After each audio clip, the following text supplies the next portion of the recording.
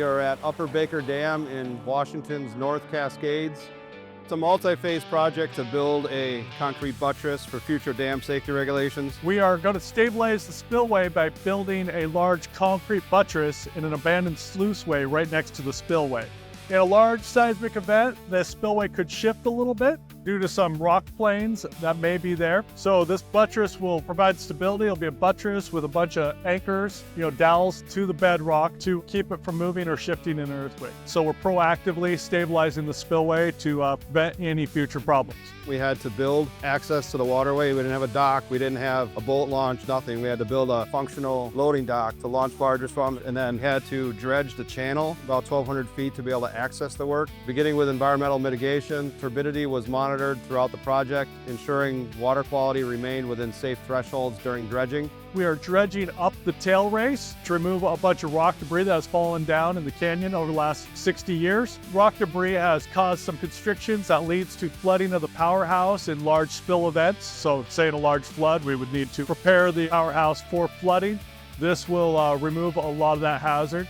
And then also the dredging allows us to bring large equipment such as the cofferdam needed to pour this large concrete buttress, and drill equipment and everything else. The canyon slopes are extremely steep, and we had subcontracted rock supremacy to perform high scaling work. So they were hanging on these cliffs behind me, depositing all the loose materials, as they say, speeding up the process of Mother Nature. So what we're doing here today is dredging the rock out from the channel that was deposited by the high scalers and also deposited through years and years of erosion of the canyon walls. The challenging part of the digging itself was the extreme size and quantity of material of rock. There were parts of the river where you could walk across without getting wet, and we were essentially digging our way in. We dug out rocks the size of a small car, so it was a lot of material. And another challenge is the width of the channel. Our barge is 40 feet by 80 feet, and a channel on the average is about 50 feet wide. There's not a lot of room to work. The water is shallow. We have to dig in order to get flotation to get to the dam so the underwater guys can do their concrete work. We have two excavators, one on the front, one on the back of a 40 by 80 marine plant. The 470 dredges the material, places it in the middle of the dig plant. The 336 that's on the stern takes the material from the dig plant and transfers it to a small material barge, which is then pushed by airboat back to the access pad to be offloaded via another excavator sitting on the access pad, which is unloaded again with another 336 into a haul truck to a dump area. Once we get it pathed to the sluiceway and we're done dredging, we're going to pull the excavators off of our barge, put a 90-ton crane on the barge. Basically, the end product is we're going to put a 5,000-yard concrete doorstop next to the spillway. We're filling in this long sluiceway with about 5,200 yards of concrete, a little over 20 million pounds to create a buttress.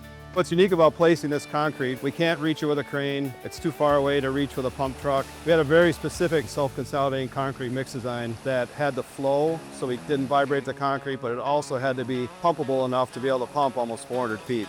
We came up with this scaffold system. It's a 5-foot scaffolding that they can work off of to do a 4-foot lift. Then the next day, between lifts, we raise the scaffolding another 4 feet for the next 4-foot lift. So we're always working off of the scaffolding and placing concrete underneath them. A lot of the challenges are working around an operating facility. Not only do we have Upper Baker Dam, which has spilling that needs to happen to pass flow, we also need to work around the generation to provide power to the customers, and then we need to do it safely. Any Brennan project, safety is the #1 priority. The crew is of the utmost importance. Our equipment comes second, and we just want to ensure that every procedure and every step that we take is done with safety in the forefront. We needed a contractor that had the dredging capabilities and the abilities and knowledge to lift and set large cofferdams and place concrete from the water and in a rural location at an operating dam. And they've been great about all the environmental constraints and adhering to erosion control, turbidity for the fish, and the noise, the starting times, a couple hours after sunlight for a lot of the species. Been good and flexible and great on the communication. Being out west here in the area we're in, I feel like this is a great opportunity to show what we can do and the product that we can deliver clients. No matter what their requirements are or what the scope of work is, we can find a way to do it.